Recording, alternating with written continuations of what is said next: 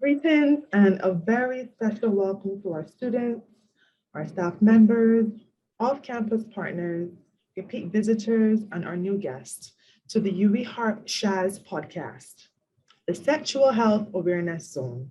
I am Keelia Anderson, and I will be your moderator for this morning. UWIHARP is a sexual health and HIV unit at the University of the West Indies, and we seek to positively influence the sexual and reproductive health and wellness of the university population and the wider Caribbean society. Our primary focus is the development of sexual health literacy among the community through programs such as these. Look out for all of our flyers and our past videos on all our social media platforms, which include Facebook, Instagram, the UWI app, and our YouTube channel. Just search for UWI KFIL. This morning, we're going to be talking about a very sensitive topic, one that affects many, and that is sexually transmitted infections. People know it as STIs. And just to share a bit of information with you from the World Health Organization, they say that there are more than 30 different bacteria, viruses, and parasites known to be transmitted through sexual contact. They also say that a person can have an STI and not even know it. So with these few little facts, we have invited Dr. Tania Whitby-Best, the medical officer here at the KFIL campus in our student clinic, to just share some information with us about STIs, how we can detect them, where we can get various tests, how persons can, just get themselves informed to make better decisions as it relates to their sexual health. So Dr. Whitby-Best, just tell us, what are sexually transmitted infections? Well, hi, good morning, and thank you for having me. So before I actually state what sexually transmitted infections are, I just want to define what sex is, because that definition can be different for different persons. And yeah, there was a study done in 1999, Saunders et al., and they noted that at least 99.5% persons constitute sex as vaginal with penile intercourse. About 81% considered it anal intercourse, and 40% considered oral genital contact as constituting sex. And then there are other different types of contacts that some people constitute as sex and others do not. So it's important that you have a clear definition in your mind, because that will come into play when we discuss the different type of infections, sexually transmitted infections. Now, you said sexually transmitted infections versus sexually transmitted disease. You can clarify that as well, because they are used interchangeably, Right, they're used interchangeably. Doesn't mean it's the same, because not all diseases begin with an infection. Yes. However, sexually transmitted diseases first begin with a sexually transmitted infection. So the infection may progress into disease, right? Okay. And sexually transmitted disease, as defined by CDC, is a variety of clinical syndromes and infections caused by pathogens. As you mentioned, some of them, the categories bacterial, parasitic, or viral, that can be acquired or transmitted through sexual activity. So does it have to be a set time frame for it to be categorized as a disease, or it's just a combination of?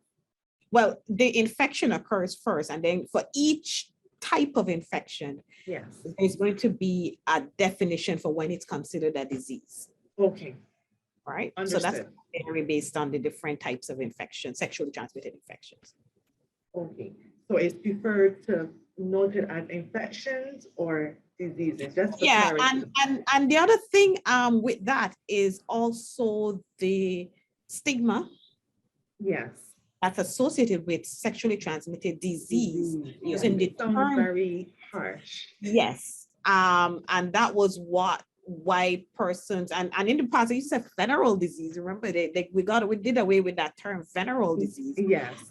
Right, because of what it meant and implied when someone categorized as having that. So using sexually transmitted infection is a less harsh sounding, as you say, that has been found. and Yes. is less associated with the stigma that we're so used to from before when it comes to sexually transmitted diseases. Okay, so now that we have a definition, can you tell us the impact that they currently have within our campus community? What does it look like for us here on campus as it relates to STIs? Do we need to? So we don't have any definitive study done Yes. as yet in terms of STI impact or diseases on campus. We have numbers, we have figures that we would have collated over the years whilst doing STI testing in collaboration with the Ministry of Health. And we're very grateful to them for offering this service on our campus throughout the years. Always been very,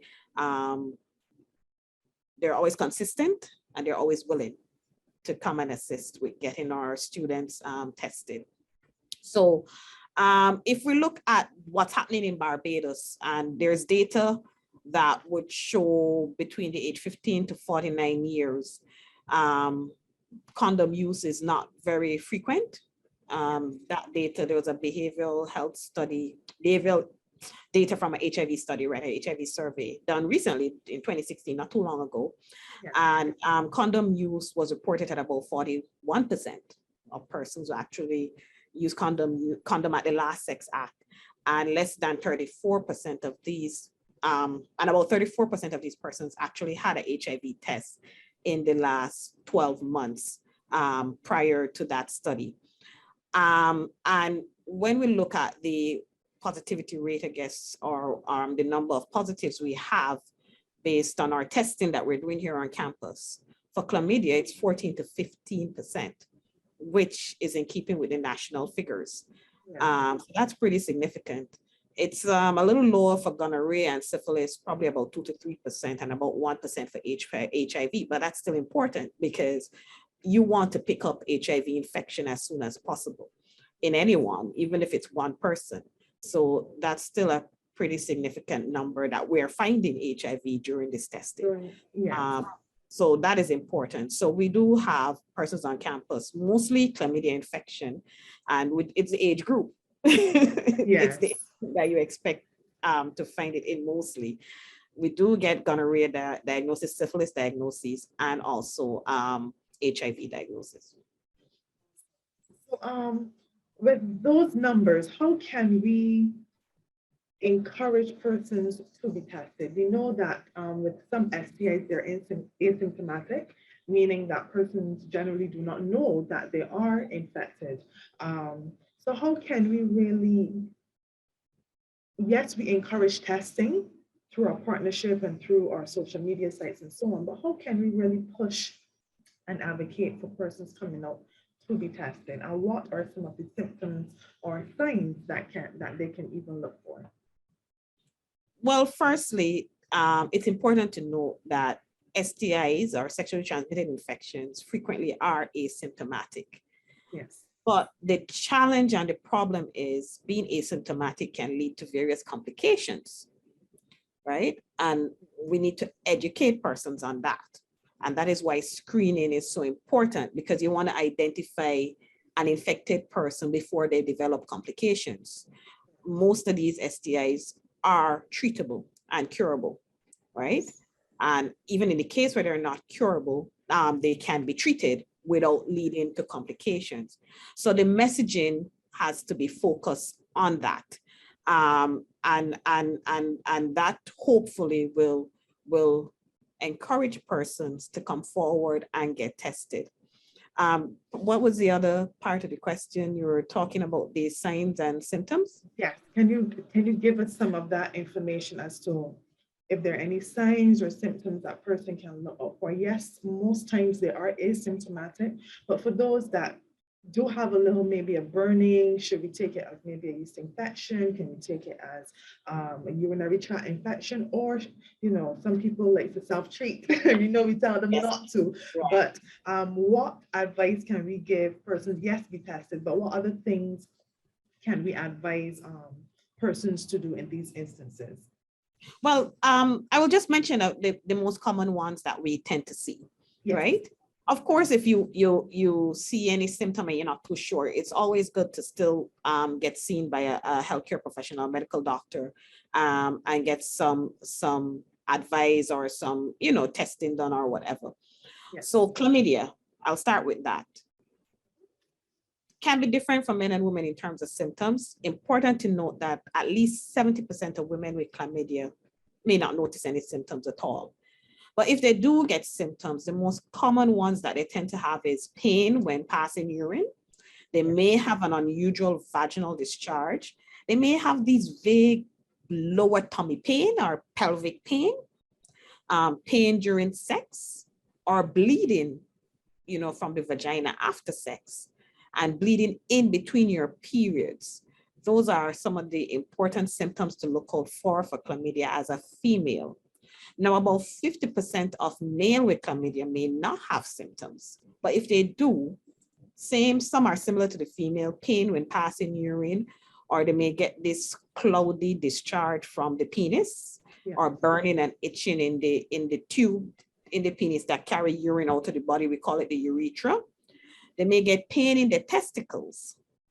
So these are some of the important things that male and females can look out for if they're worried about any sexually transmitted infection, especially chlamydia. For gonorrhea, some of the things are pretty similar. Among women, they can be asymptomatic too. And men tend to more get symptoms of gonorrhea, so they tend to more seek care, right? Because men, when it comes to that organ of the body, men don't want to wait around and make sure they get it checked out. It is advised that if they're being treated, that their partner should also yes, as yes. well. Yes, when it comes to, if you look at any guideline, CDC, WHO, when it comes to sexually transmitted infections, we don't just treat the individual, we treat partner or partners. Yes. Right. And it's always important to disclose correctly whom your partner or partners are, so that they can be advised to go for treatment too, or in the case where they may be able to come into the same institution you were treated and get your treatment done. So the symptoms of gonorrhea are pretty similar, right? In terms of chlamydia, with the women, same burning when passing urine, pain in the tummy, bleeding between periods. For men, same discharge, pain when passing urine, swelling of the foreskin of the penis, and pain or tenderness in the testicles. Syphilis, though, can be a little different because syphilis is in stages. Yes. Can you walk us through those steps? Yeah, they're primary, secondary, latent, and tertiary stages. So each stage have a different symptoms associated with it. Okay. So someone could miss primary symptoms. They could have missed that, didn't even realize, and develop symptoms later for secondary or even tertiary, it's possible. So primary, people tend to get sore or sores near where the site of infection occurred. And they're usually firm sores, firm round, and they're usually painless, right? Okay. Yeah. And is then that what you call a chancre? Chancre, right? Yes. Yes. Okay. But somebody could miss that, right? Yeah. Secondary syphilis can be skin rash, lymph nodes swollen, and may have a little fever, not too sure, which can be a little vague because so many things can give you skin rash, swollen lymph nodes, and fever.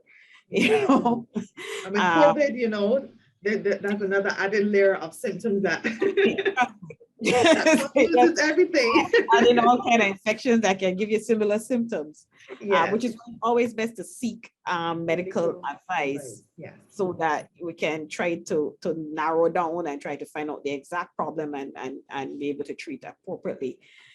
In the latent stage, usually there are no signs or symptoms, and then for tertiary, it's usually severe problems because at that stage, syphilis can affect heart, brain, any organ in the body. So you don't want to get to that stage, because of how serious it can be. And I didn't mention herpes before, But herpes is another thing that is pretty common, more so the herpes simplex virus type 1 as opposed to 2, Yeah. oral versus the genital type. But this is one of the incurable ones. It's going to be a chronic lifelong viral infection that persons will have. And persons may have mild and unrecognizable symptoms at first, or maybe even none. So to be honest, diagnosing herpes sometimes can be a little challenging if persons do not have very significant symptoms. Okay. Yes, and I would say sometimes when I do a test and tell someone, well, you have herpes, they're like, what? A little shock of where that come from and so on. But it is one that is pretty common too. And based on guidelines from CDC, we don't routinely test asymptomatic persons for herpes. And the reason why is because they've noted that asymptomatic persons who have herpes, it doesn't, even when they find out, it doesn't change their behavior. Yeah, the behavior doesn't necessarily change. Because they're asymptomatic, it doesn't necessarily mean they will get ill in terms of significantly ill and so on. So although though the diagnosis can still be devastating in some persons, and we are always, as healthcare professionals, need to be mindful of that, because I have found where I've encountered patients who thought another doctor wasn't sympathetic enough to this diagnosis, like saying, well, it's common, you know, what are you worried about? But, you know, yes, it might be common. Yes, we might not expect anything deadly. Of course, it's not a good infection for a baby, a newborn, and a mom with active herpes really can pass it on during birth to the baby, and that can have devastating effects to the baby. But it still can be problematic, especially if the person has symptoms often, to explain to a new partner, sexual partner. So it can still create challenges psychologically for an individual. Yeah. So then they have to go through, they are constantly on treatment, antibiotics. What kind of process do they go through? Treatment is really symptomatic. There are some persons who will only get an outbreak once in a while, and that can be treated with antiviral medication. But then there are some persons who need to be put on suppressive medication to prevent outbreaks because they're getting them too frequent. And so it depends on the individual. And then there are some persons who will probably not have an outbreak for a while, and only during a stressful period, say they're going through a challenging time, you know, they're having some difficulty, or there's some students during exam time, so they get an outbreak and they only need treatment at that time. So it's gonna be individually based, but there is treatment to help to suppress symptoms so that persons can function. Most definitely. So we've touched on chlamydia, gonorrhea, herpes. Tell us a bit about HIV. Well, HIV, or human immunodeficiency virus, in terms of symptoms, typically can be a brief acute illness. And then this can transition into a chronic illness, which can be life-threatening because of the immunodeficiency that it does cause, right? Yes. Some people may have missed that brief illness because it can mimic any viral illness at all, right? A little fever, not feeling so well. Yes. Which, you know, flu, you can get dengue, so some people may have missed that acute phase. Yeah, that window period. Right. So then acquired immunodeficiency syndrome, or AIDS, can develop over months or years after HIV infection. Median time about 11 years. It can be a while before somebody really even realize that they have HIV, which is why screening is advised and very important. Right. But these days with antiretroviral therapy and early treatment, and now we treat everybody, we give everybody who is diagnosed with HIV infection antiretroviral medication. And persons are expected to live a normal lifespan. It's not the usual death sentence. It's not a chronic disease that it was in the past, maybe 30 years ago, about that time. Yeah. Yeah, it's not the same. So I'm less anxious giving a diagnosis of HIV. It's still devastating to a patient. Yes, most definitely. But I'm less anxious in that I can say There's here. there's treatment, Yes. effective treatment. Yes. Yes, there is And effective support groups treatment. that can help as well. Exactly, and you can live a normal lifespan. And you know, in terms of just making sure the patient has support, continuous support. And I must say, so far, even in recent times, most of the persons have been doing pretty good, doing well on medication and living their lives. Even Not with even in this hospital. even within the COVID space, you find that things are still going well for those affected with Well, unfortunately, HIV. COVID has created some challenges, which it has done worldwide anyway. Yeah. In particular, what's happening nationally affects us here on campus too. There are challenges in getting some of the investigations done for persons infected in a timely manner, but that's being worked on. Yes. Right? I can't say there's any adverse physical issues so far from the challenges. We're just trying to work around them. There may be some mental ones, but as with anything else, with what's happening right now with the pandemic, there's a lot of mental health problems that are as a different various challenges and so on. Because they're all intertwined, you know, so it's not just HIV, but then there's family, there's social, there's work, so that is understandable. Even with the chlamydia and gonorrhea testing, we haven't been able to have that done as previously. And considering we know that our rate is at least 15%, you know that there are some cases out there that probably are not yet diagnosed. But we do encourage persons, if they have symptoms, to come in. The other option, if a student can afford it, is to get testing done at the private lab. It's not very cheap, but if we really think it needs to be done, we do encourage the student to get it done. And they do still have surgical insurance that will hopefully be able to refund some of the cost spent on testing that is indicated. Yeah, so we wouldn't want that to prolong, you know. Right. It's just unfortunate that the asymptomatic is not going to probably want to pay the money to get the test done. Because they're not being affected at that time. But because the body then takes it in for so long, by the time they do want to be tested, it possibly could be. They might have complications, right? Yeah. Because you don't want to be waiting till somebody has pelvic inflammatory disease or having all this testicular pain and so on. And, you know, you really would prefer to treat earlier. Because then it could affect future birth, you know, other things later on in life. But you know, we still encourage persons, and we as with anything else during this pandemic, we all have to try and adjust and work to suit, and hope that eventually things can resume as they were as much as possible.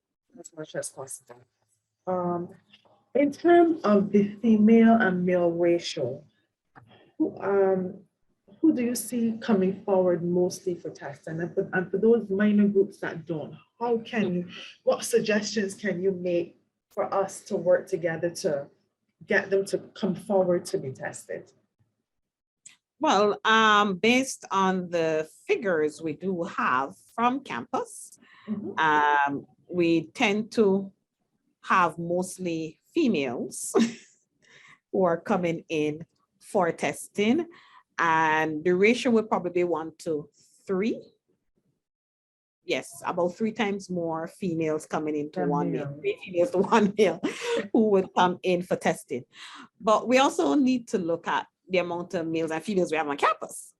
Okay. I would say maybe it's a reflection of the wider society. Probably a reflection of the sex ratio that we have on campus. And also help seeking behaviors, because I mean, And helps, generally we yeah. find that males don't like Yes, to. it's true. And a lot of the males tend to come when they're symptomatic.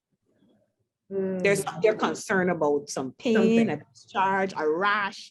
There's something they're concerned about, or they're brought by the partner. Yeah. You know, so that seems to be the norm for the males. Okay. But I also would like to, just on their behalf, so we still have to look at the ratio of male to females on campus too. Valid point. It's a valid point. Yes. But I mean, generally, we find even for UWIHARP, when we do our outreach, it's always a resistance coming from them when it comes to testing. Like they would ask certain questions, they would want you to diagnose or give information in that space rather than them come to you to really get the information that they need. But even to package that information and maybe to disseminate it on social media, in the UE app, I find it still doesn't reach them. For males, I find you have to go in their spaces and have those conversations and so on. And because of COVID now, that has taken the element out, because that's basically what UWIHARP does. We go into the natural spaces of students and we share information. We share sexual health literacy, we encourage testing, we do it in fun and exciting ways. So with that element gone, I mean, it, it has changed the dynamic somewhat in a drastic way. But we're hoping that as we do more talks and more information sessions, that the males and females, not only of our students, but our staff and our partners can also be encouraged to be tested, to be informed, and to gather more information on how they can have healthier sexual lives, because everything is interrelated. If you have a good sexual life, then other things around you will also be would run smoothly. And on that point, I see you have that banner behind you on the Student Health Survey. So I'm just going to let you share a bit about that, because I know that that will help us here on campus, the UWIHARP office and the Faculty of Medical Sciences, along with the clinic, to really gather some critical information that we need to really assist our students in the sexual and reproductive health sphere. So I'll just let you share a bit about that and how students can get involved to take part in the sexual health survey. Yes, so we launched this student health survey, and it's been done with assistance from the American College Health Association, and is really to get a picture of our students' health wellness profile. We want to be able to respond appropriately and provide the services that are required that students need. We don't want to be focusing on something that is not, the forefront or priority for our students. Yeah. Sexual and reproductive health is one of the areas in the survey that we do look at in terms of getting vital information. We look at behavior when it comes to drug use, any high-risk behavior, your thoughts on your physical health and your mental health. We look at mental health too. And COVID is also there. COVID is here, it's not going anywhere. So that's also being researched, or data is being gathered on that also. And this information will be very critical in terms of assisting us in going forward with planning health services for our students here at Cave Hill. University students are a unique subset of the general population, right? Yeah. University student health needs are not going to be the same for another population set. It isn't. And then the health needs here in the Caribbean or in Barbados may not be the same as students in the United States. There may be some overlap, but there may be some other campuses. I mean, we even talked about food security, financial issues, you know? Yeah. So this survey is very important. It would be very helpful if students would just take the time, 20 minutes. It may seem long, but I have done it, and you can just easily go through, answer the questions pretty quickly. It may take less than that, you know, if you read pretty fast. And just to give us some feedback and idea moving forward. You can't really plan if you don't know. Yes. Yes. So we're For trying us to get in the science Yeah. field, we do need input from Yeah. those persons that we provide services to. That's how we can best service you. We need for you to share your concerns and give your input so that you know that what we do is research based. We're not just guessing, or we're not just doing things that does not meet your needs. So we do encourage you to take part in the student health survey. That link can be found in your student email. So just take a look and take that 20 minutes to really share your thoughts on how we can better help you in the areas of your health. So today we have discussed the seen and unseen mystery of sexually transmitted infections. And we have covered gonorrhea, chlamydia, syphilis, and HIV. I do hope this information that we have shared has been useful for you. Remember that although they are asymptomatic, we encourage you or your partner to be tested. They are offered free during the semester here at the Student Health Clinic. Once you are a registered student, you can just log on to the Student Clinic website, make your appointment, answer the relevant questions, set up that appointment, and you can go. But if you have a partner that is not a student and you prefer to go together, you can go to any polyclinic to be tested if you prefer to go And you don't together, have and that is yeah, encouraged. yeah. Remind them Okay, that so- it's international too. Yeah, Yes, so if you are a non-national, yes, the service is also free to use. So please make use of it, even as we commemorated World AIDS Day on the 1st of December. You know, we really want to show the progress that we have made over the years. You know, HIV, STIs, they are not death sentences. There are treatments out there. There's the antiretroviral treatment, there is PrEP, there's PEP. There are groups out there willing to support and guide you through the process. So please do not try to do it on your own. Reach out to Dr. Tania Whitby-Best here at the K-Phil Campus Student Health Clinic, or if you have your personal counselor or you have your support team, please reach out to them. But once again, Dr. Tania Whitby, we thank you for sharing your valuable information and contribution. And as I said before, we are commemorating, well, we commemorated World AIDS Day on December 1st. And the theme says we need to end inequalities, end AIDS, and end pandemics. And that can only start or continue if we are tested and we get on the relevant treatment plans that we have out here, that we can have healthy, safer lives for ourselves and for our families. So thank you for tuning in to the UWIHARP SHAZ podcast, and we hope that you do enjoy it. Look out for us again in our second episode. If there are any sexual and reproductive health talks, issues that you would like us to discuss, you can drop it in, message us. Remember, subscribe to our pages on Facebook, Instagram, and the UE app. And we thank you very much for viewing.